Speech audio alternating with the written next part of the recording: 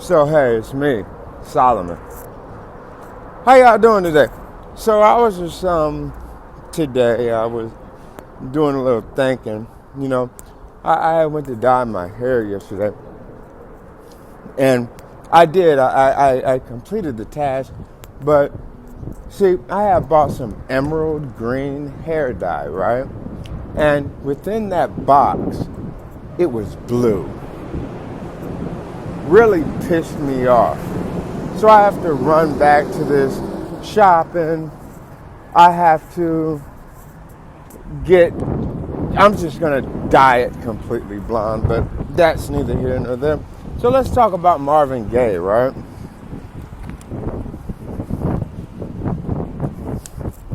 This is my thought with Marvin. You know, Marvin said, I've always known that my search for love would be accompanied by pain. You see, Marvin was a loving soul, right? But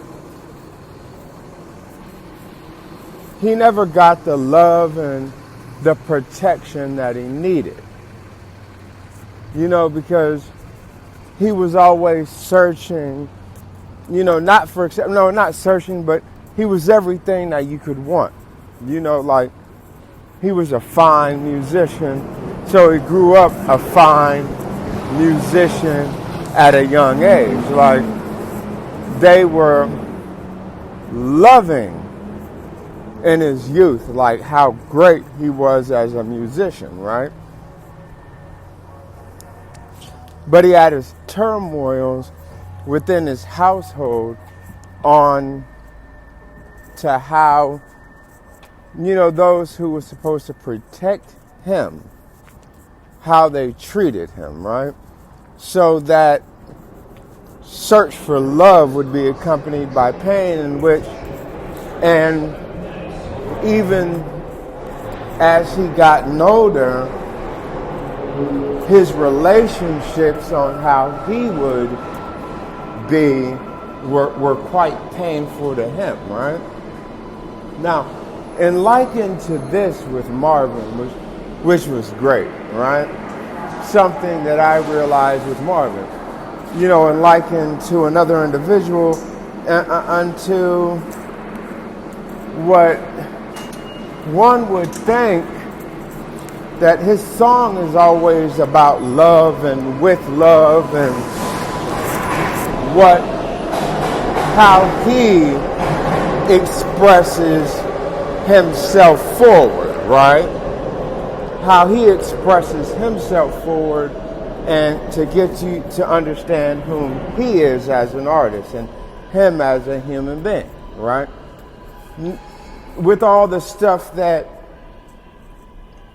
would be interjectory towards Marvin, that wouldn't be Marvin in the music, right?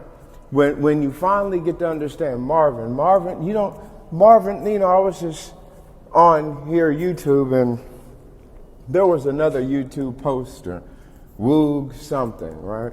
And he had said Marvin Gaye has to be broken down into chunks. To understand Marvin Gaye and Marvin Gaye's music, he would have to be broken down into chunks. Not Marvin as a whole, because Marvin's life has been sectioned out, right? Even within his career. Because you don't get Marvin Gaye, you get Marvin Gaye singing these songs, and then you get Marvin Gaye at 30, right? But then Marvin Gaye sectionalized into sections, that into chunks, that itself, that turmoil, that push and pull with the label and the company, and then the love that is involved in that, which can be different within who's controlling the situations or the words or what's going on with Marvin himself too. So that's his search for love, even though he's within love, that can only be accompanied by pain. So, and likened to another, I ask you to protect me. I just want to be alone. I'm all right. I'm all right. I just want to be alone. I just want to be alone. Now, it doesn't make him like that person, but, there is a great diplomat, right, from the United States of America. A statesman he was. And he said, emulate Jesus and Socrates. Right? Not, people always, I would hear people always say, try to be this like Christ-like or be like this, like this. And he was like, just try to emulate that. There's so many ways to have fun. So he said, emulate Jesus, right? So, and he was a statesman. He was a statesman for the United States before it was the United States itself, right? He was a founding father. He said, emulate Jesus and Socrates. But it doesn't mean that you are trying to do something wrong, right? Or you're trying to die, right? So when you're arguing on the basis of your finances, your respect as an artist, you know what I mean? Having 100% creative artist control. Marvin asked for 100% creative artist control, right? Marvin had privacy issues.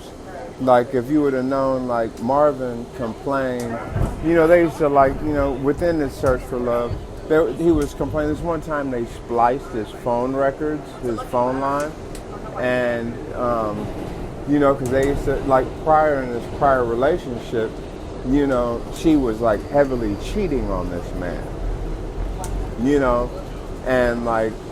and they would that's the song Heard It Through the Grapevine. If you saw him live in Montreux, that's when they had stated something about that.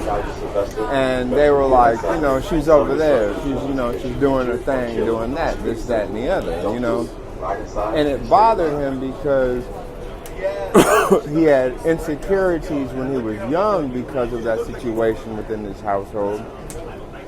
But it became to the point of shame and paranoia and all that, and then the control within him, within the record company itself, and him wanting to break free and no longer sing these songs. Now, no shame to that at all. That's between them.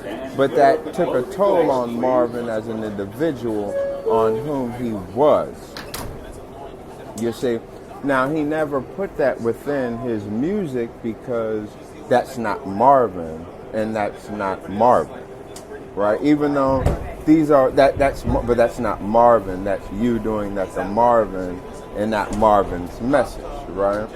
So that would be the emulate that, right? When I come to you, I speak to you about what I have going on. And that's not no due justice to people who like Marvin, right? Now, not the people who like Marvin.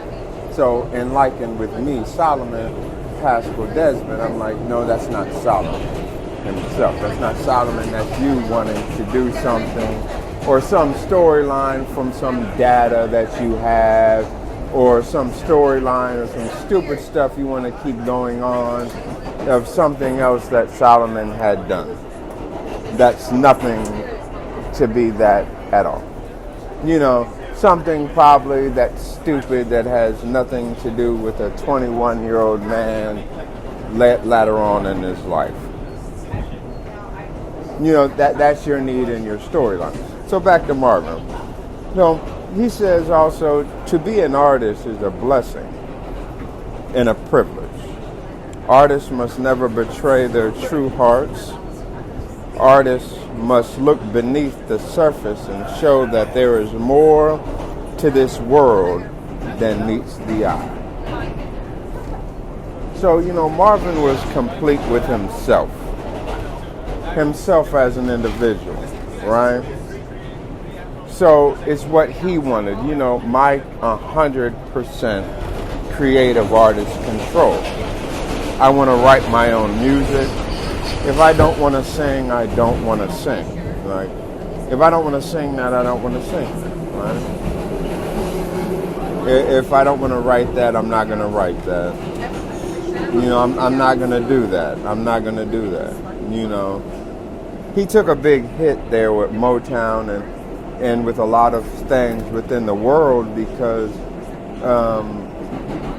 after the success of I Heard It Through the Grapevine, which was Motown's best single that they had ever released and was a major hit worldwide, he himself decided to step back because of the situation and what the song was about, and he didn't want that within the framework of his personality, and he didn't want or in his artwork, and he didn't want to carry on with that within his life because he's like, that's not Marvin, that's some other stuff. He claimed that that's a hit and that's great, but it's a hit song, but that's not really who Marvin is. Marvin's getting abused and beaten and, for wanting creative artist control, not being violent himself, but just stating his feelings, but the only way to state your feelings and your wants is to do that. And then how somebody accepts that is their perception to it, which continuously egregiates forward into something being violent and then someone saying something is wrong. But if you are a trendsetter, or if you are someone who at the time of music, like if you even look at when he did What's Going On, right? Multi-tracking was not famous. Marvin Gaye ended up becoming the king of multi-tracking within a way. Because the first time you hear multi-tracking is actually Ray Charles, when Ray Charles sung on vocals is when he sang the ladies' part on his song, and on I Believe to My Soul. So he sung the women's parts, and that was the first multi-track vocal that you had ever heard in music history. Now, Marvin in 1969-70 accidentally came across multi-tracking when he sang the lyrics of What's Going On. Well, when he sang the lyrics, where he sang the song verse, and then he sang the verse again. He sang it again, and the producer accidentally played both tracks together. And when they were played together, it sounded amazing. The first vocal and the second recording. And hey, how y'all doing today? How you doing?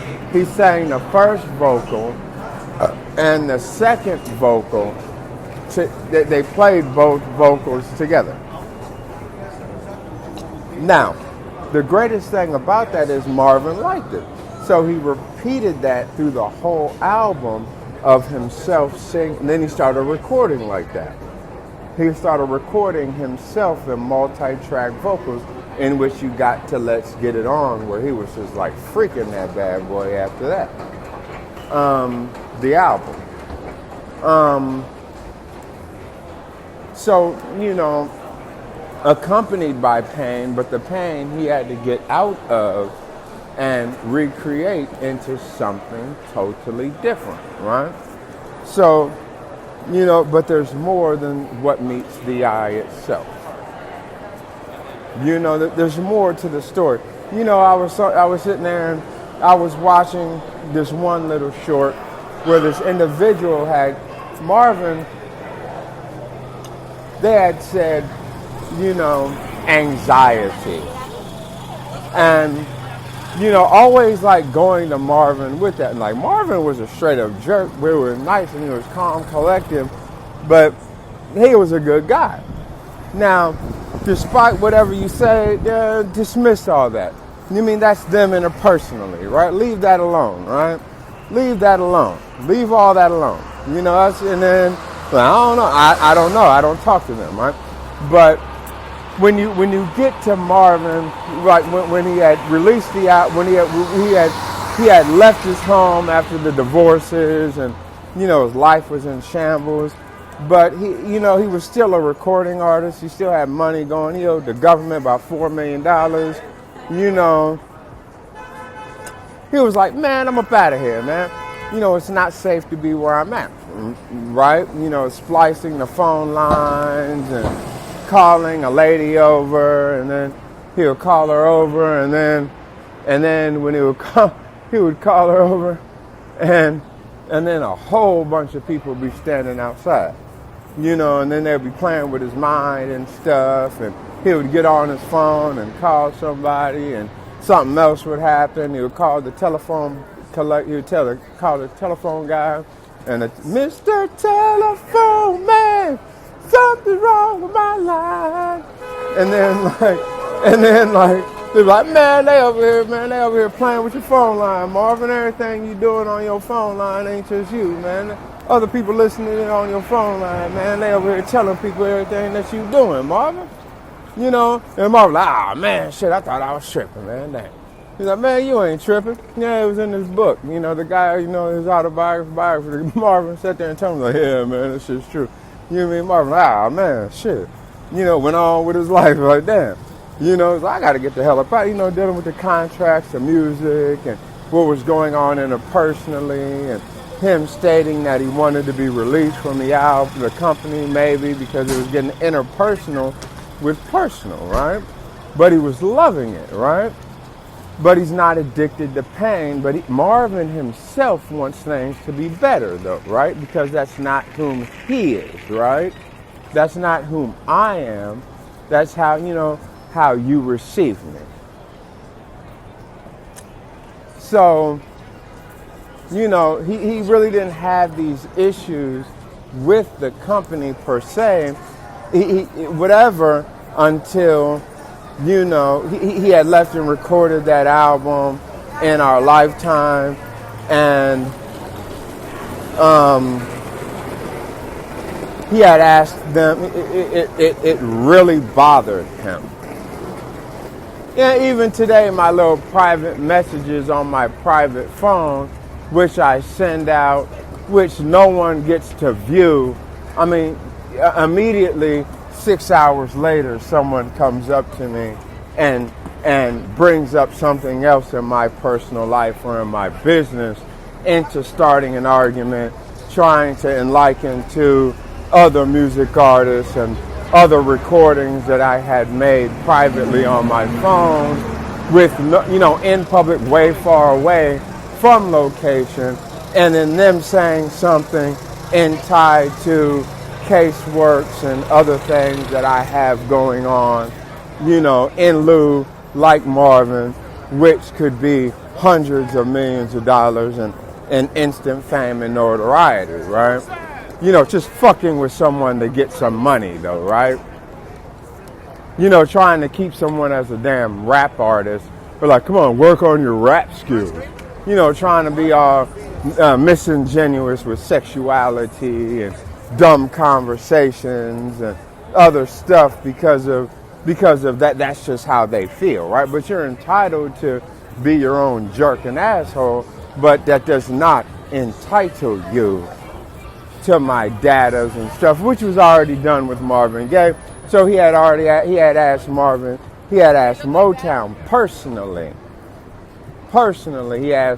he asked Barry and them, just release me, I'm gonna go to another music company, because it had bothered him on that album itself, just that album itself, which was completely just like, man,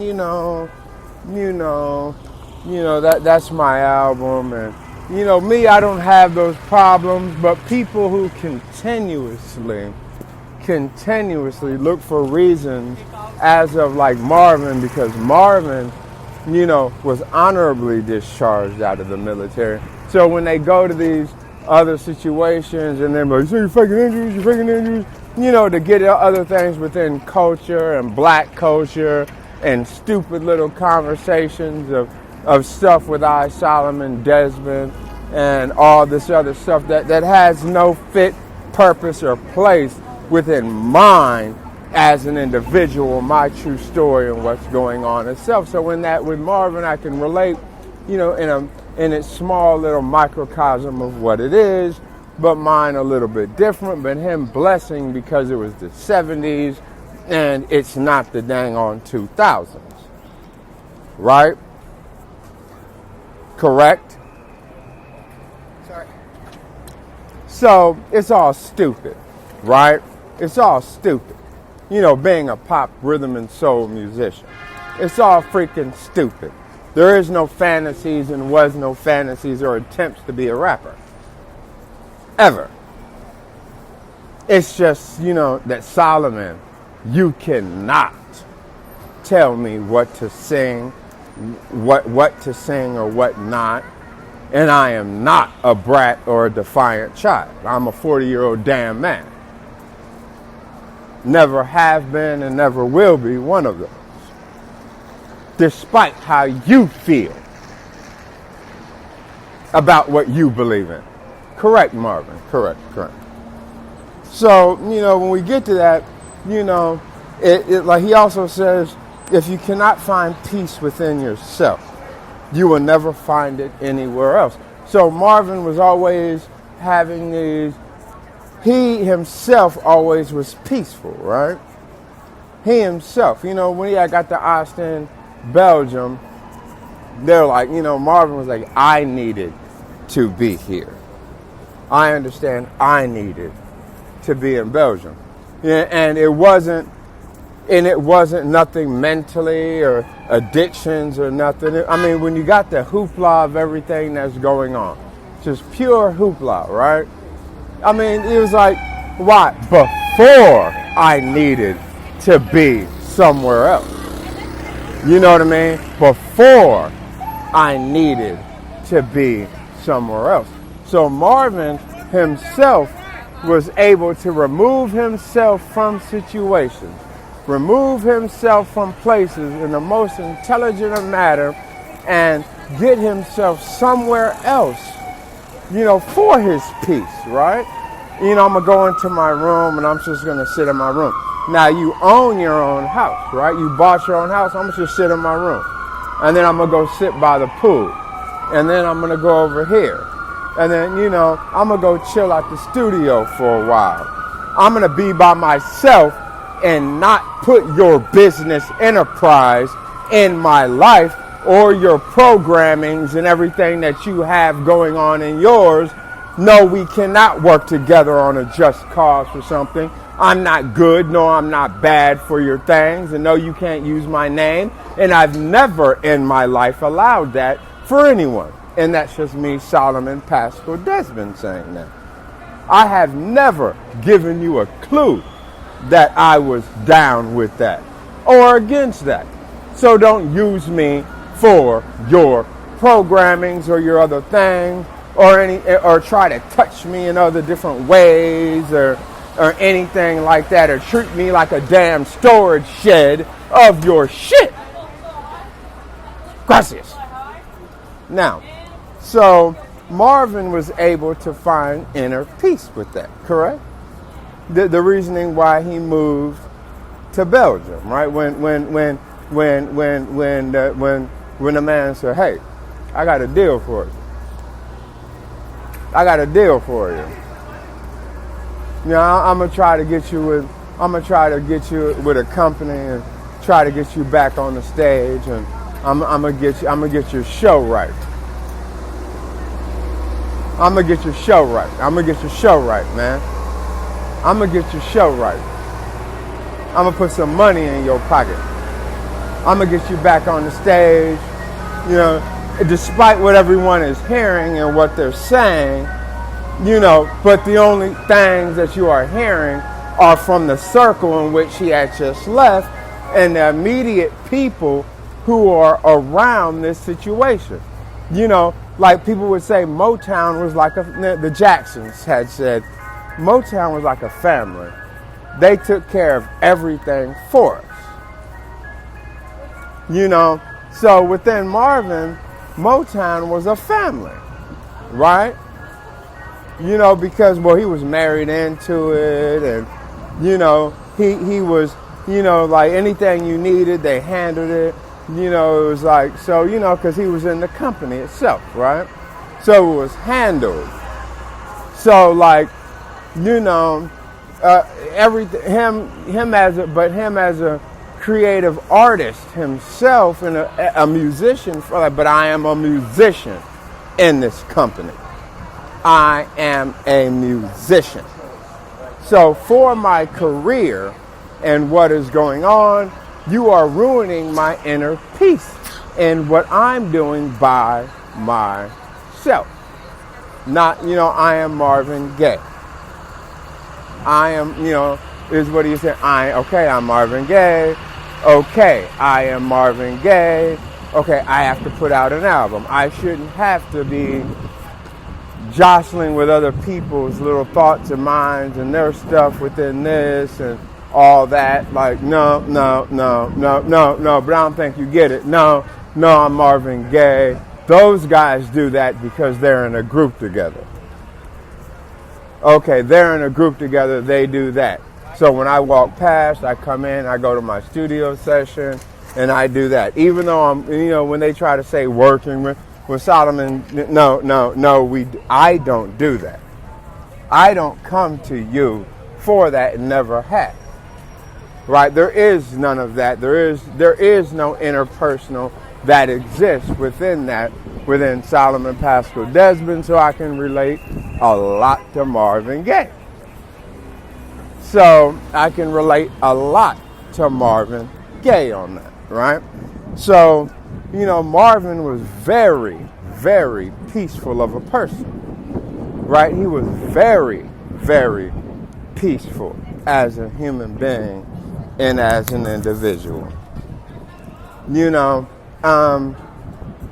so when in which he just, you know, it's a shame that a lot of people took advantage of that man because, you know, he was very joking and very funny and very caring about what he had interpersonally and his responsibilities, right? He always paid when he owed. If he owed a bill, he paid it. Wow. Okay?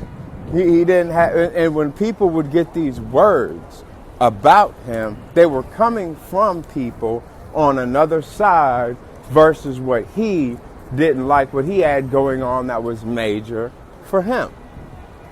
Right? It was major for him.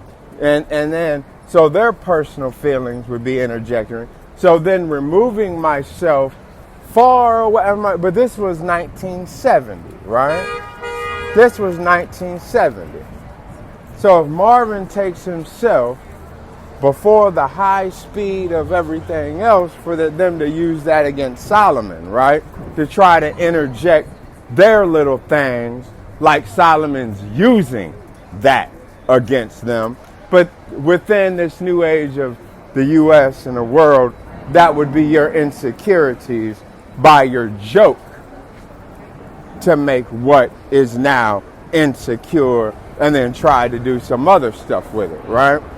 Kind of like OnlyFans, how it was created I was so ticked by the creation of OnlyFans, no credit, but I didn't create OnlyFans from London.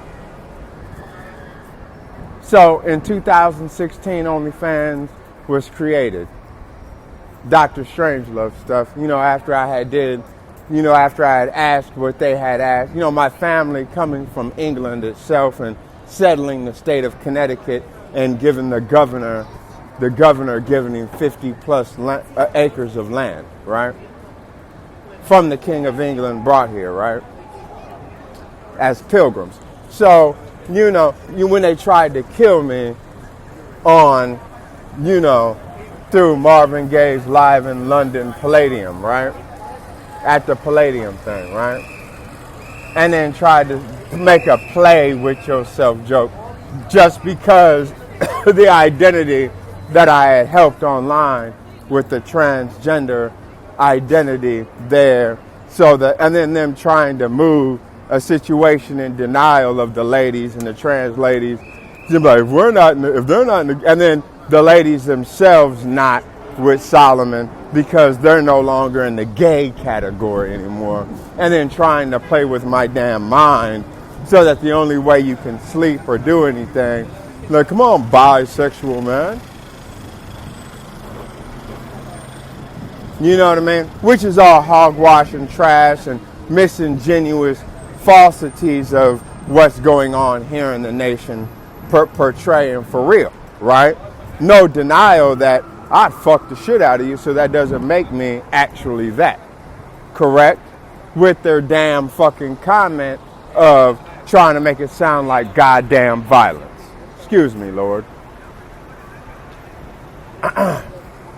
So, in which when they took me to the hospital and then, they tried to make sexual jokes and shit and then try to make it be the type of music that you make and then trying to make you sound like you're gangster or this or that or not into a type because you're like, no, you will not freaking tell me in the world as a human being what I should be with or what I should not. I am not here for no damn comments on nothing on who belongs with who and who does not, or any damn conversations, and I have never done that, and I will not die and say that, nor will I say in a damn conversation that I believe in it or I don't. It's just I'm going to say me per se as my own for myself.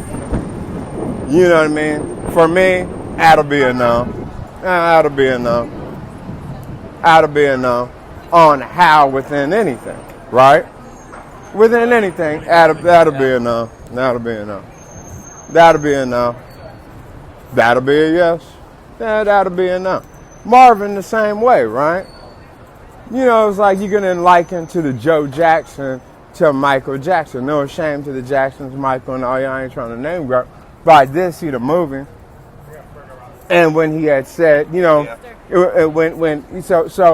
empathies for Michael, when I was sad for Michael, when Joe said, when Michael was like, I have plans, on my off the wall. I want to perform my concert.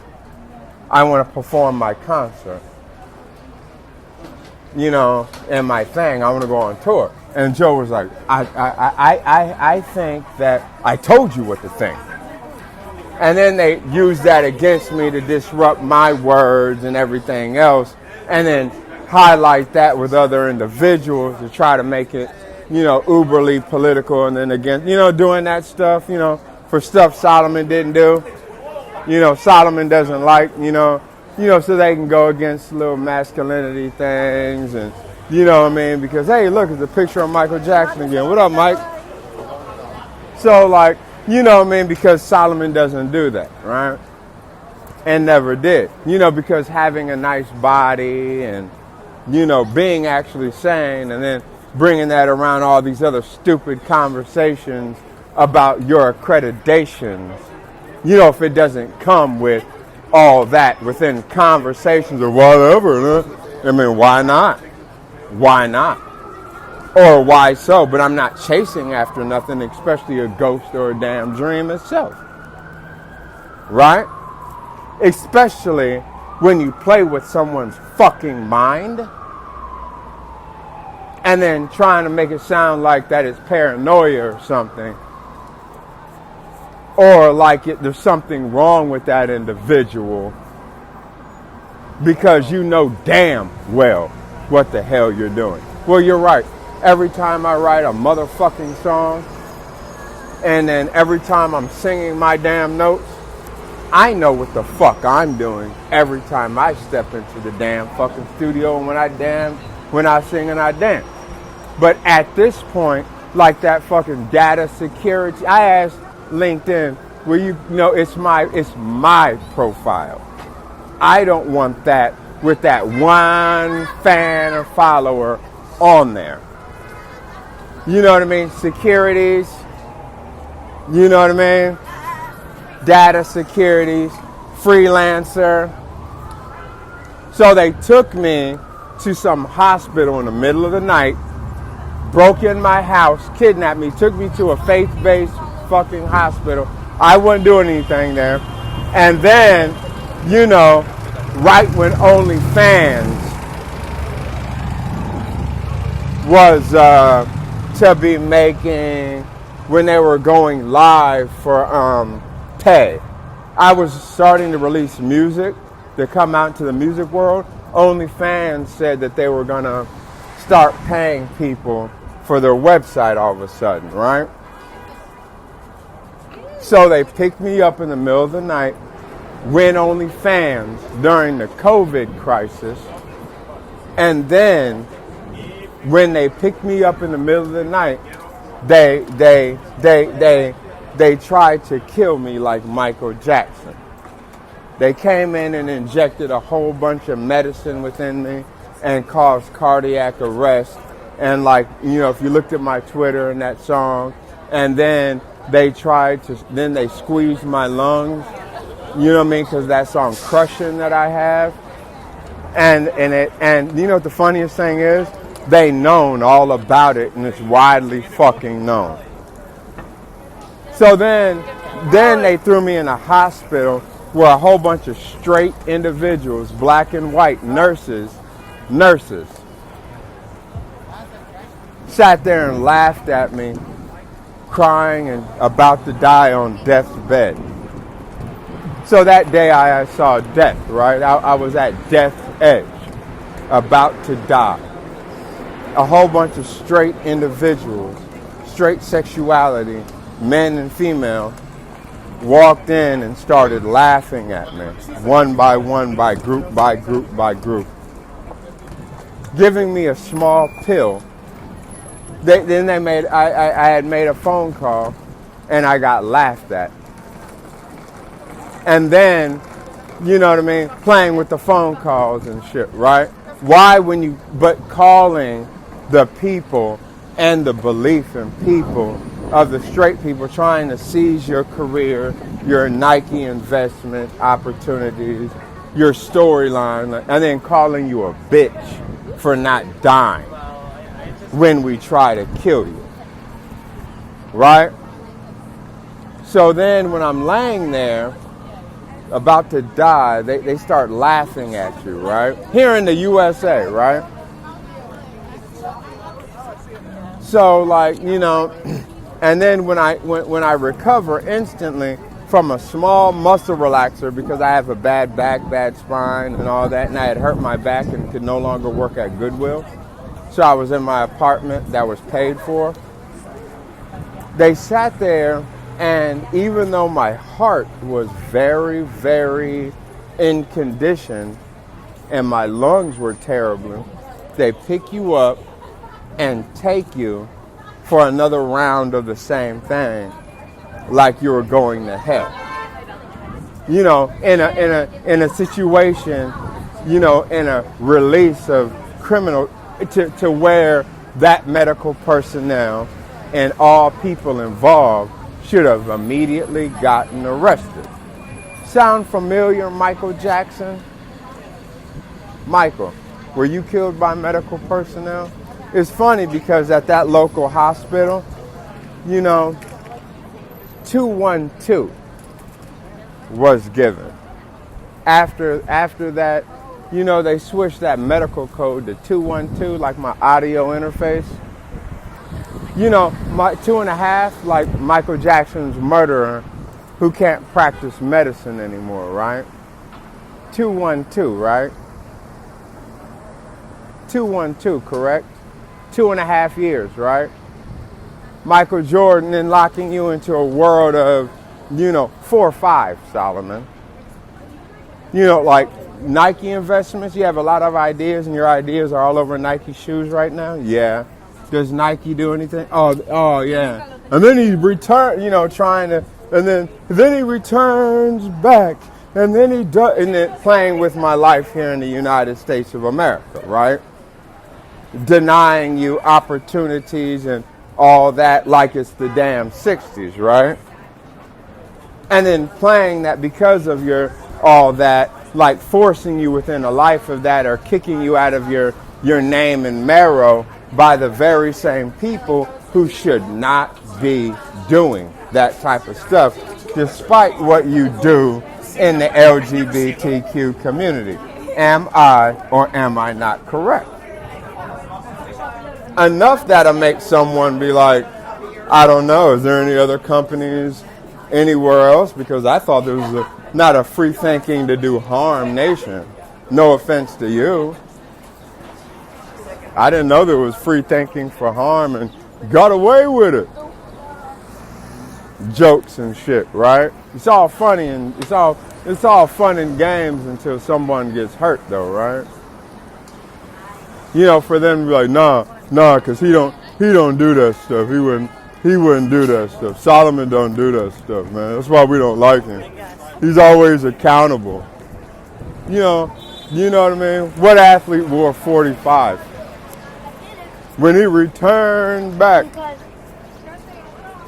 I just want to get a series of 1-year deals.